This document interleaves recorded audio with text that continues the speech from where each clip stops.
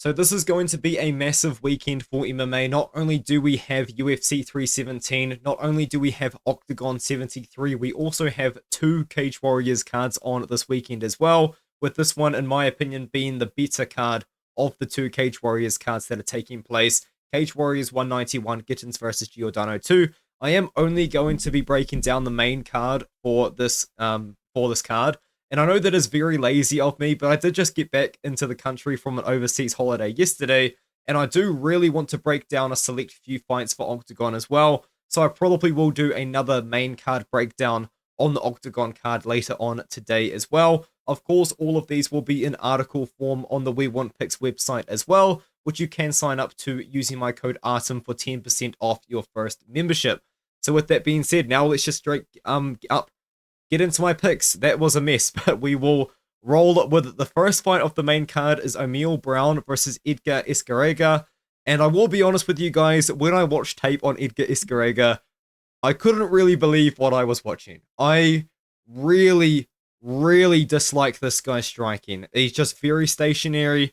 He literally stands in the pocket and doesn't throw anything. It's a miracle he got a win over someone with such a good record like this with the striking that he does have. I just am not a very confident guy in Escarrega's skill set, and he does take on Omiel Brown, who's pretty well-rounded. Now, Omiel Brown, I would say the most part of his game is actually wrestling up against the cage. He's very good at getting takedowns against the cage and then taking the back up against the cage. He doesn't necessarily have a lot of submissions to show for that, but it is how he was able to defeat Barama Kamara, and also did help him defeat Henry Lintula, which he did actually end up knocking out in the first round. Now, both of these guys were 6'4", and I will be honest, when I was watching tape on this guy, I was actually questioning whether or not he was 5'11", but no, Kamara and Lintula are both guys that were 6'4", and I believe those fights were taking place at 155 and 170. In this matchup, though, I think Brown has a massive striking advantage here. Escarrega's striking just genuinely stood out to me as just not very good whatsoever, so I do think that Omiel Brown is a minus 425 favorite, does go out there and get a knockout over Escarrega. And maybe if he does win this matchup, we could see him on the Contender Series, maybe this year, maybe next year, or maybe he can get a title shot in the Cage Warriors scene with a good win here. Now we can move up to Teddy Stringer versus Torpal Merjoev. I will be honest, this is a very big setup for Stringer. Merjoev is a guy that does have a bit of hype because, let's be honest, there's not really that many guys that do come out of Norway. And I will be honest, I think that hype got him a bit of a gifted decision here against Marco Birch. You can go out there and you can watch this fight on YouTube, and it's pretty easy to find. I think a lot of people, including myself, think Birch could have won round number 1.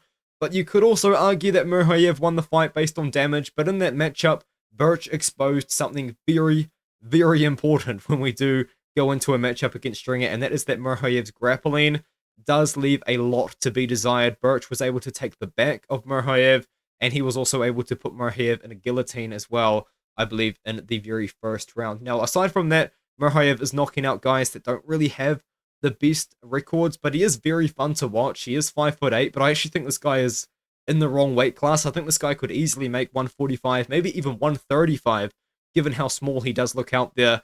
He does throw a lot of spinning stuff, but I think it's just more for show than anything. I think Stringer does have a lot of striking kind of worries. He does get caught on occasion. I believe it was his matchup, which he won by ground and pound against Italio Julio, who actually was able to find some success on the feet in that matchup. And then aside from that, we kind of have just seen him go out there and find a lot of success. He actually does knock down a lot of opponents before taking the back and winning by rear naked choke, but he also does shoot for takedowns too and wins in that way as well.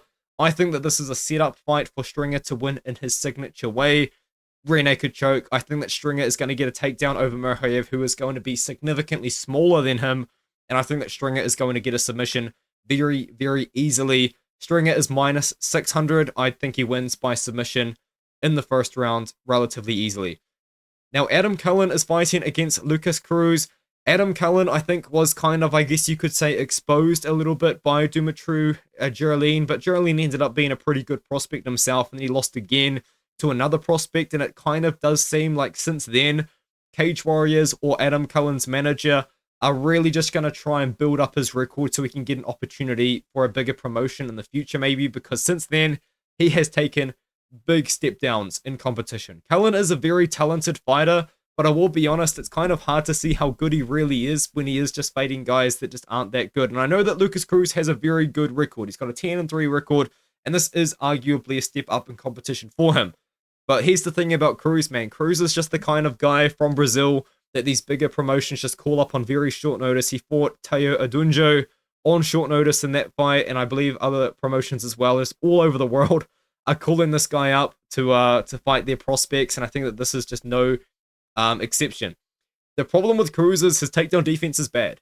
Every single fight that I saw of Cruz that I could find, really, I couldn't really find much more than the Octagon fight, I will be honest. His takedown defense isn't great. I think that Cullen is a very talented grappler. I think that's where Cullen thrives. So I think that Cullen can get the takedown over Cruz and find a finish relatively easily from there. Cullen can strike. He does have a lot of power. Not going to take that away from him. But the easiest path for victory for Cullen in this matchup is going to be with the wrestling and the grappling. And now Michael Pagani fights Tim Wilde. I'm not 100% sure why this fight is at 165 pounds. I'm going to assume it might not be a problem with Pagani. But the thing about Pagani is in his last fight, he actually fought someone that missed weight by, I believe, 6 or 7 pounds in Tallis. And although I did actually MMA decisions this fight, and it seems like the community does believe that Tallis actually won that fight, I think you can score the fight for Pagani personally, but it is what it is. The fight's been done now, and I think that ever since he kind of lost to Mason Jones, it doesn't really seem like our boy Pagani has quite been the same, because that was a war. That was a fight which these guys left a lot out there. I think this is a good bounce back opportunity for Pagani, though. He's taking on a guy that does have a lot of experience, does have, a bit of age to him, now nearly 38 years old as Tim Wilde, and a lot of experience for big promotions, because Wilde is a very long-standing Bellator guy. He fought 8 times for Bellator, actually found a lot of success for Bellator towards the end of that run there, and now he takes on one of the better prospects at 155 pounds in Cage Warriors in Pagani, who unfortunately is on a bit of a losing streak, but Pagani's a really fun striker. He does throw a lot of spinning attacks, but I think he can be quite composed on the feet at times, but he can also be very aggressive at times too, and maybe to his own fault. But the thing about Wilde is I just don't believe right now Tim Wilde possesses the power to just really punish Pagani for being that aggressive style, for being that guy that is going to come out there and just try and do too much, I guess you could say. I am picking Pagani here. I think that there is maybe some concern in the fact that he lost to Tallis, but Tallis won the fight. I personally think you can score it for Pagani, but he won that fight by out-wrestling Pagani, and Tallis missed weight very significantly in that matchup. I think that we are going to see Pagani as a -125 favorite right now. Odds are pretty close. Go out there and get a win back and kind of get back to his winning ways, and maybe we can see that he truly is a great prospector. Only 26 years old, from Italy, with a neck that might be wider than his head. I think that Pagani does win this fight, though, by decision. And now we can move up to, I think, maybe the most controversial pick. Well, in fact, the most controversial pick I'm going to make, because I'm actually going to be picking the underdog in this fight in Tugarev. Now, I went into tape study thinking that I was going to pick James Power because I'm quite familiar with Power, and I actually like watching Power's fights a lot. He's very, very fun. He's a massive guy for this weight class. I know he's listed at 5'9", but trust me, very wide build, very big build for 155 pounds. Kind of does remind me of Charlie Campbell a little bit in the UFC, I would say.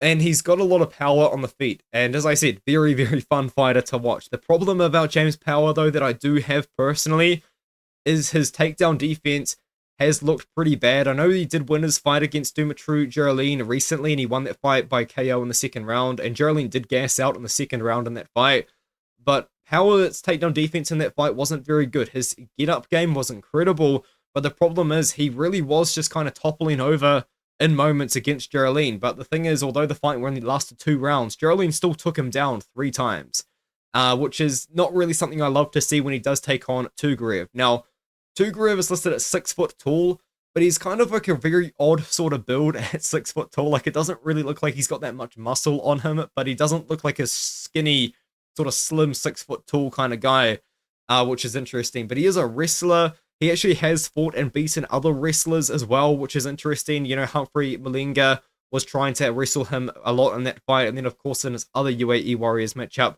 he did take on Assam Azalhab, but he just dominated him with his wrestling.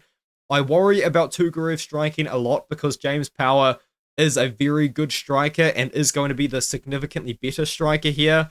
But for underdog money, I like the chance that I can take on Tugarev in this matchup, given the fact that I think that Power's biggest weakness is the takedown defense, and Tugarev's biggest strength is his wrestling. So give me Tugarev here as a plus 115 underdog.